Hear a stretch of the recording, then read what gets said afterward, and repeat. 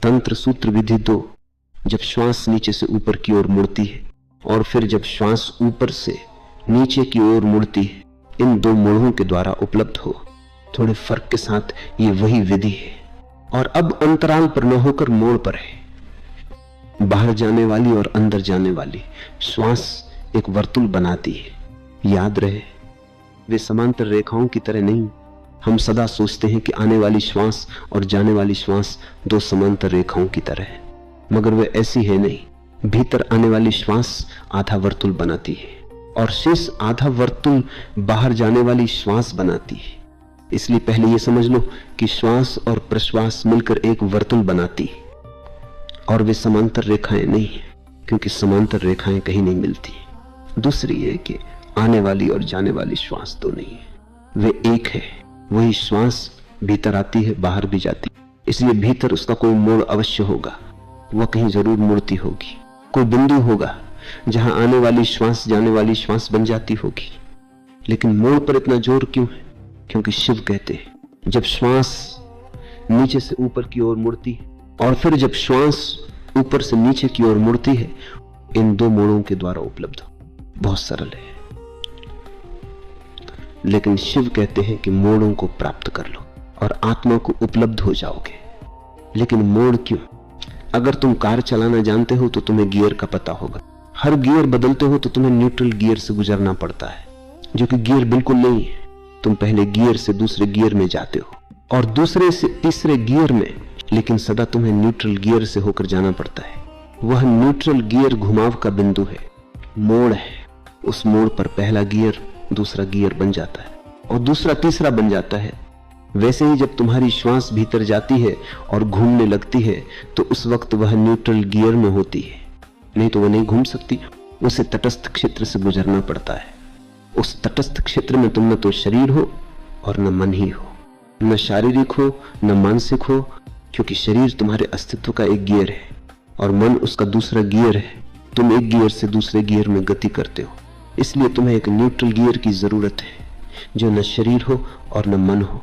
उस तटस्थ क्षेत्र में तुम मात्र हो, मात्र अस्तित्व, शुद्ध, सरल, अशरीरी और मन से मुक्त। यही कारण है कि घुमाव बिंदु पर, मोड़ पर इतना जोर है। मनुष्य एक यंत्र है, बड़ा और बहुत जटिल यंत्र। तुम्हारे शरीर और मन में भी अनेक गियर है। तुम उस महान यंत्र रचना का ही हिस्सा हो। तुम एक महान यंत्र हो और अच्छा है कि तुम्हें उसका बोध नहीं है, अन्यथा तुम पागल हो जाओगे। शरीर ऐसा विशाल यंत्र है कि वैज्ञानिक कहते हैं अगर हमें शरीर के समांतर एक कारखाना निर्मित करना पड़े तो उसे 4 वर्ग मील जमीन की जरूरत होगी और उसका शोरगुल इतना भारी होगा कि उससे 100 वर्ग मील भूमि प्रभावित होगी। शरीर एक विशाल यांत्रिक रचना है, विशालतम। उसमें लाखों लाखों कोशिकाएं हैं और प्रत्येक कोशिका जीवित है। तुम 7 करोड़ कोशिकाओं के एक विशाल नगर में हो। तुम्हारे भीतर 7 करोड़ नागरिक बसते हैं और सारा नगर बहुत शांति और व्यवस्था से चल रहा है। प्रतिक्षण यंत्र रचना काम कर रही है और वो बहुत जटिल है। कई स्थलों पर इन विधियों का तुम्हारे शरीर और मन की यंत्र रचना के साथ वास्ता पड़ेगा। लेकिन याद रखो कि सदा ही जोर उन बिंदुओं पर रहेगा जहां तुम अचानक यंत्र रचना के अंग नहीं रह जाते हो। जब एकाएक तुम यंत्र रचना के अंग नहीं रहे तो यही क्षण है जब तुम गियर बदलते हो। उदाहरण के लिए, रात जब तुम नींद में उतरते हो तो तुम्हें गियर बदलना पड़ता है, क्योंकि दिन में जागी हुई चेतना के लिए दूसरे ढंग की यंत्र रचना की जरूरत रहती है। तब मन का भी एक दूसरा भाग काम करता है और जब तुम नींद में उतरते हो तो वो भाग निष्क्रिय हो जाता है और अन्य भाग सक्रिय होता है। उस क्षण वहां एक अंतराल, एक मोड़ आता है। एक गियर बदला, फिर सुबह जब तुम जागते हो तो गियर बदलता है। तुम चुपचाप बैठे हो और अचानक कोई कुछ कह देता है और तुम क्रुद्ध हो जाते हो, तब तुम भिन्न गियर में चले गए। यही कारण है कि सब कुछ बदल जाता है। तुम क्रोध में हुए तो श्वास क्रिया बदल जाएगी, वो अस्त व्यस्त हो जाएगी। तुम्हारी श्वास क्रिया में कंपन आ जाएगा, किसी चीज को चूर चूर कर देना चाहेगा ताकि यह घुटन जाए।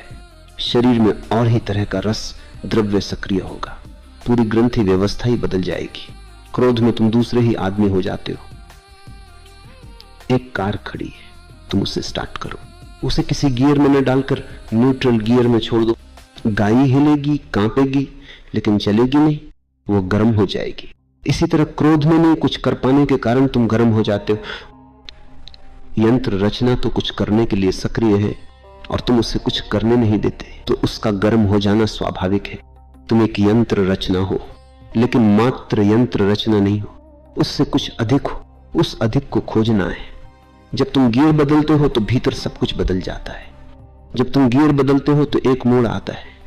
शिव कहते हैं जब श्वास नीचे से ऊपर की ओर मुड़ती है और फिर जब श्वास ऊपर से नीचे की ओर मुड़ती है, इन दो मोड़ों के द्वारा उपलब्ध हो जाओ। मोड़ पर सावधान हो जाओ, सजग हो जाओ। लेकिन ये मोड़ बहुत सूक्ष्म है और उसके लिए बहुत सूक्ष्म निरीक्षण की जरूरत पड़ेगी।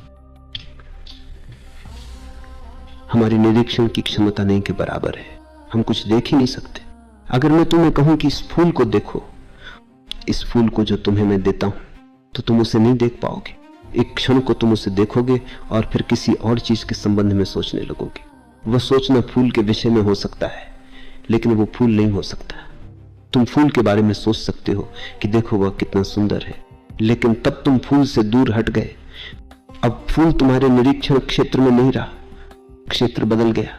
तुम कहोगे कि यह लाल है, नीला है, लेकिन तुम उस फूल से दूर चले गए। निरीक्षण का अर्थ होता है किसी शब्द या शाब्दिकता के साथ, भीतर की बदलाहट के साथ न रहकर मात्र फूल के साथ रहना। अगर तुम फूल के साथ ऐसे 3 मिनट रह जाओ जिसमें मन कोई गति न करे, तो श्रेयस घट जाएगा, तुम उपलब्ध हो जाओगे। लेकिन हम निरीक्षण बिल्कुल नहीं जानते। हम सावधान नहीं हैं, सतर्क नहीं हैं। हम किसी भी चीज को अपना अवधान नहीं दे पाते। हम तो यहां वहां उछलते रहते हैं। वो हमारी वंशगत विरासत है, बंदर वंश की विरासत। बंदर के मन से ही मनुष्य का मन विकसित हुआ है। बंदर शांत नहीं बैठ सकता। इसीलिए बुद्ध बिना हलन चलन के बैठने पर, मात्र बैठने पर इतना जोर देते हैं, क्योंकि तब बंदर मन का अपनी राह चलना बंद हो जाता है। जापान में एक खास तरह का ध्यान चलता है। जेन शब्द का जापानी में अर्थ होता है मात्र बैठना और कुछ भी नहीं करना, कुछ भी हलचल नहीं करनी, मूर्ति की तरह वर्षों बैठे रहना है, मृतवत, अचल। लेकिन मूर्ति की तरह वर्षों बैठने की जरूरत क्या है? अगर तुम अपने श्वास के घुमाव को अचल मन से देख सको तो तुम प्रवेश पा जाओगे। तुम स्वयं में प्रवेश पा जाओगे, अंतर के भी पार प्रवेश पा जाओगे। लेकिन ये मोड़ इतने महत्वपूर्ण क्यों है? वे महत्वपूर्ण है क्योंकि मोड़ पर दूसरी दिशा में घूमने के लिए श्वास तुम्हें छोड़ देती है। जब वो भीतर आ रही थी तो तुम्हारे साथ थी, फिर जब वो बाहर जाएगी तो तुम्हारे साथ होगी। लेकिन घुमाव बिंदु पर न वह तुम्हारे साथ है और न तुम उसके साथ हो। उस क्षण में श्वास तुमसे भिन्न है और तुम उससे भिन्न हो। अगर श्वास क्रिया ही जीवन है तो तब तुम मृत हो। अगर श्वास क्रिया तुम्हारा मन है तो उस क्षण तुम अमन हो, तुम्हें पता हो या न हो। अगर तुम अपनी श्वास को ठहरा दो तो मन अचानक ठहर जाता है। अगर तुम अपनी श्वास को ठहरा दो तो तुम्हारा मन अभी और अचानक ठहर जाएगा। मन चल नहीं सकता। श्वास का अचानक ठहरना मन को ठहरा देता है। क्यों? क्योंकि वे पृथक हो जाते। केवल चलती हुई श्वास मन से, शरीर से जुड़ी होती है, अचल श्वास अलग हो जाती है।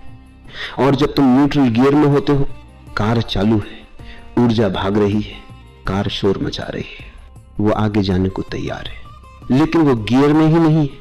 इसलिए कार का शरीर और कार की यंत्र रचना दोनों अलग अलग है। वही बात तब होती है जब श्वास मोड़ लेती है। उस समय तुम उससे नहीं जुड़े और उस क्षण तुम आसानी से जान सकते हो कि मैं कौन हूं, ये होना क्या है। उस समय तुम जान सकते हो कि शरीर रूपी घर के भीतर कौन है, इस घर का स्वामी कौन है। मैं मात्र घर हूं या वहां कोई स्वामी भी है?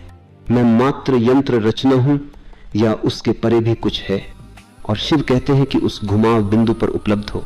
वे कहते हैं उस मोड़ के प्रति बोधपूर्ण हो जाओ और तुम आत्म उपलब्ध हो।